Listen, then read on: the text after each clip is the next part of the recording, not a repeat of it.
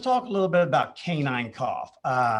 As you heard us say a little bit ago, I don't know how many letters do we send out? How many times I've written about canine cough? How many times we've put out blogs? Right. What is it about it that people just don't take the time to do the research on it? What strikes such fear in people about canine cough? What turns them from these incredible dog owners to demons? It's just amazing. Now, I'm not saying all dog owners are. So again, I'm not making a stereotype a signal out there for you guys. I'm just saying that in our experience, even That's only right. in a veterinary hospital, holy moly, I dealt with many things, but never the level of emotions that canine cough seems to evoke. Right.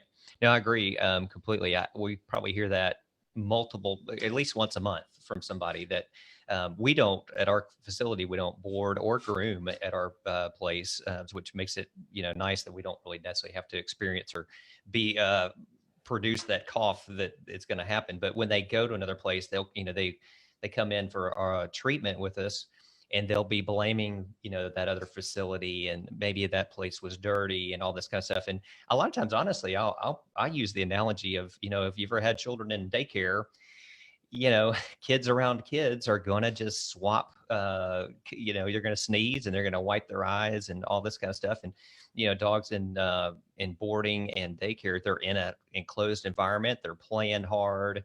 They're rubbing up against each other. They're licking each other. So things are just going to happen. And people do need to kind of take a step back and understand that aspect, that dogs are social animals. They're going to get up in each other's faces. And again, it's very possible for things like that to happen, even if, and this is the thing they don't understand, a lot of people, is even if they're vaccinated, even if the dog is vaccinated, you still have that potential for a dog to get the cough. And, we can go into kind of the breakdown of that if you want to.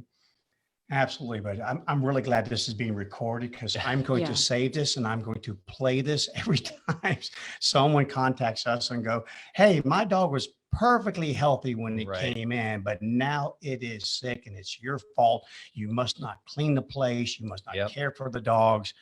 Yada, yada, yada. So I think they just don't understand. Yeah, they think they were vaccinated against it. They shouldn't have gotten it. And they just don't understand. I use the example of, most people get the flu vaccine for themselves, but yet, your doctor will tell you that, hey, this is not 100% foolproof. We hope you don't get the flu, but if you're going to get exposed to it, you likely will have a less severe case of the flu because you've been vaccinated.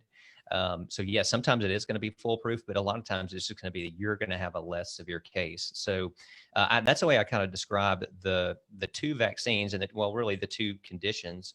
When you talk about canine cough, we actually now have changed the name. We'll talk about kennel cough, which now we really call the kennel cough complex, because there's actually multiple agents, multiple bacteria and things that can and viruses that can set this off. And then the other separate category, which is fairly still new to the scene, but is the canine flu virus. Okay. So those two things, they look very similar, but they are different. And so I could speak on, we can talk about, the canine flu. Well, let's say this. Let's talk about the kennel cough complex first.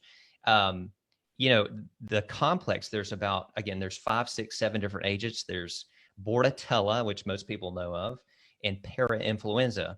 Well, that's just 2, and those are the ones we have vaccines for. But there's also Klebsiella and Mycoplasma and E. coli and Pseudomonas, Streptococcus zooepidemicus. There are other agents, so that's 5 or 6 that we have no vaccines for our dogs, and yet these dogs can be exposed to.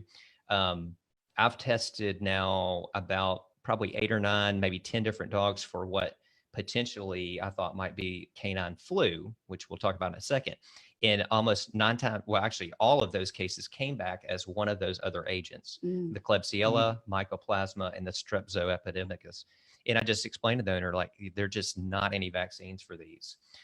So yes, absolutely, 100% I believe in vaccinating your dog for this kennel cough.